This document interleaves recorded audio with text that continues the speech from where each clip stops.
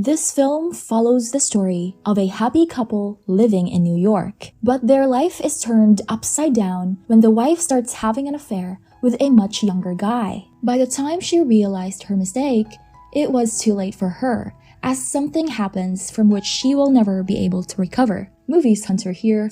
Today, I'm going to explain a drama romance thriller film released in 2002 called Unfaithful. Edward and Connie Summer, a happily married couple, live in New York with their 8-year-old son Charlie. Edward leaves for work and takes Charlie with him to his school. Later that day, Connie goes out shopping as she wants to buy a birthday present for Charlie. The weather outside is very windy, and Connie is having trouble walking home. Paul Martell, a young and handsome guy, is also trying to get home but is having trouble with all the books he is carrying. He bumps into Connie, who then falls on top of him. They get on their feet and help each other get their things. Connie then asks him to get her a taxi, but none of the taxi drivers wants to take any passengers during this hour. Connie's knees are injured and she cannot walk properly, so Paul offers to treat her, telling her that he lives nearby. After entering his flat, Paul directs Connie to the bathroom where she puts some band-aids on her knees. Connie then asks for his phone so that she can call back home. While Connie is talking to Charlie, Paul gives her some ice for the injury.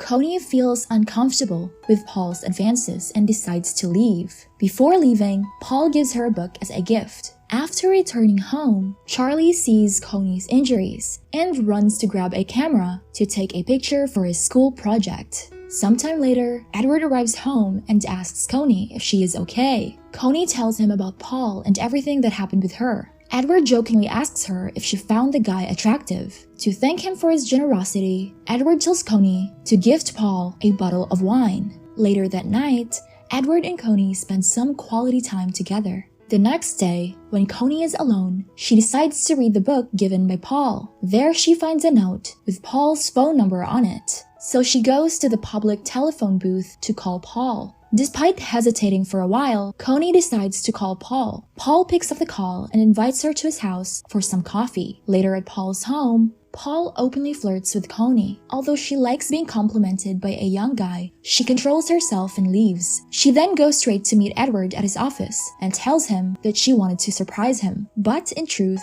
she is confused about her relationship with Edward and wonders whether it is right or not to have an affair outside marriage. She lies to Edward that she went to visit Bob for some school auction. Connie has a wonderful married life with Edward, but she still feels that something is missing in her life. The next day, Connie goes to meet Paul again. She is now totally into Paul and wants to know more about him. Paul doesn't shy away from flirting with her and asks Connie to dance with him. Connie realizes that what she is doing is a big mistake. Paul tries to convince her, but she leaves anyway. However, she returns to retrieve her coat. Paul knows that this is a now or never situation, so he sweeps Connie off her feet and carries her to his bedroom. Paul then starts caressing Connie, and she is enjoying every moment of it. Connie pretends that she wants it to stop, but eventually gets in the mood. She lets all her emotions out and finally does it with Paul. Meanwhile, Edward is leaving for home from work. On his way, he sees Bob and asks him about the school auction Connie was earlier talking about. But Bob reveals that he was out of town and Connie never contacted him. Edward gets confused by this and wonders why Connie lied to him. So later that night, Edward asks Connie whether she loves him or not. Connie is stunned by this question, but she replies that she does love him. Despite this, Connie continues talking to Paul and is living two different lives. She loves her husband very much, but at the same time, she enjoys spending time with Paul. One day, Paul and Connie go to a restaurant and openly kiss each other.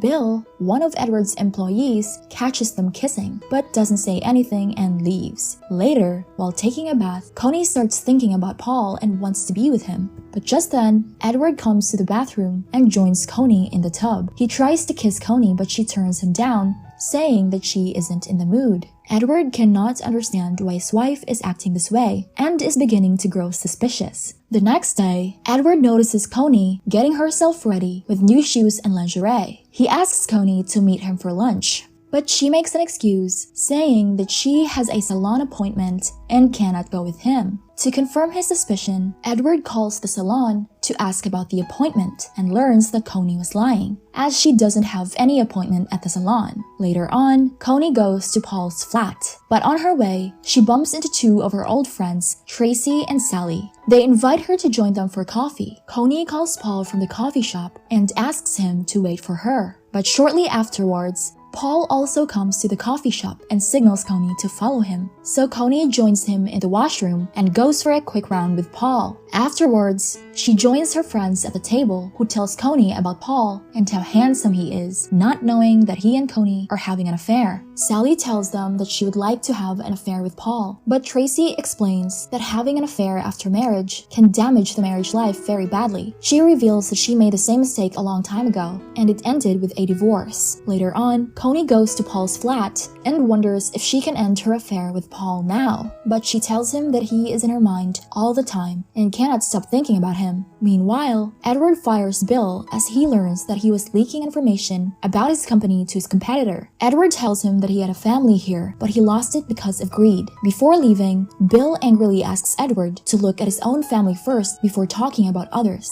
After hearing this, Edward is now certain that Coney is cheating on him, so he hires a private investigator named Frank and asks him to spy on his wife. Edward then returns home and pretends that everything is normal. He tells Coney that he is going to Chicago for a day and will leave early in the morning. The next day, as soon as Edward leaves, Coney gets ready to meet Paul. She spends the entire day with Paul and has fun with him. Unbeknownst to them, Frank is taking pictures of them together. Coney is so invested in Paul that she forgets to pick up Charlie from school. Coney realizes that she can no longer continue her affair with Paul, as she cannot live two different lives at the same time. Later, Frank tells Edward about Paul and Coney. He also shows him pictures of them together. Edward is devastated by this revelation, as he never expected that his wife would ever cheat on him. Later on, Coney drives to Paul's flat to talk to him, but instead, she sees him with another woman. She follows them to a library and sees Paul flirting with a woman. Coney gets angry and starts hitting Paul as she feels betrayed. Coney tells him that she can't do it anymore and tries to leave, but Paul pushes Coney against the wall and seduces her. Coney tries to resist him, but eventually gives in to his advances. Later on, Edward comes to Paul's apartment to check out the place and narrowly misses Coney there. After a lot of thinking, Edward decides to go to Paul's flat and confront him. Paul lets him in and they discuss Coney. Paul is cautious as the discussion may get heated up or maybe even become violent. Edward is stunned to find a snow globe there, which he had gifted Coney. When he asks Paul about it, he replies that Coney gifted it to him. Edward is completely heartbroken by this and angrily hits Paul's head with a snow globe while clearing all the evidence. Edward checks Paul's phone and finds Coney's message, who says that she has had enough of lying and hurting her family and wants to end the affair for good. Edward then deletes all the messages from the phone and gets rid of all the evidence. Edward drags Paul's body into his car and goes straight to Charlie's stage performance, where he joins Coney. Later at midnight, Edward drives to a landfill where he dumps Paul's body, but Edward is haunted by the memories of the murder. Later that day, NYPD detectives arrive at Edward's home and question Coney about Paul's disappearance, as he is reported missing by his estranged wife. Coney tells them she barely knew him and doesn't know much about him. As days pass by, the Summer family return to their normal life, trying to forget about the past. But a week later, the detectives return and reveal that Paul's body has been discovered. The detectives ask Coney about the date when she met Paul for the last time. She lies that she met Paul at a fundraiser, to which Edward surprisingly corroborates. Coney is devastated to learn about Paul's death, but tries to suppress her emotions. While washing some clothes, Coney finds the photos of her and Paul in Edward's jacket, realizing that Edward knew about her affair all this time. While having a party, Coney notices that the snow globe she gifted to Paul has been returned to their collection. Later that night, Coney confronts Edward and realizes that he murdered Paul. Edward tells her that she wanted to kill her, but ended up killing Paul in anger. He blames Coney for Paul's death, as she should have never crossed the line. Both of them have made a grave mistake, but there's no going back and changing the past now. Days pass by, and Edward and Coney try to return to their normal life. One day, Coney holds the snow globe and finds a hidden anniversary message with a photograph of her, Edward, and an infant Charlie. Coney is moved by this and realizes that Edward loves her a lot. So Coney decides to forget her past and burns the pictures of her and Paul. She imagines how life would have turned out had she gotten a taxi and never gone to Paul's apartment. Edward also feels guilty sorry for what he has done and tells Coney that he will turn himself in for murdering Paul. But Coney objects, saying that they will find a way to move on and get back to their happy and normal life. One night, Edward stops at a red light with Charlie asleep in the back seat. Coney whispers that they could leave the country and disappear. They can assume new identities and start a new life. Edward agrees, but it is then revealed that Edward has stopped the car near a police station, and perhaps maybe Edward had finally decided to turn himself in and pay for his crimes. Both Edward and Coney have made mistakes that they will regret for the rest of their life. Even a happy and loving family can break just like that and you won't even realize it. And so this was the story of Unfaithful. For more such interesting movies, don't forget to subscribe. See you in the next hunt!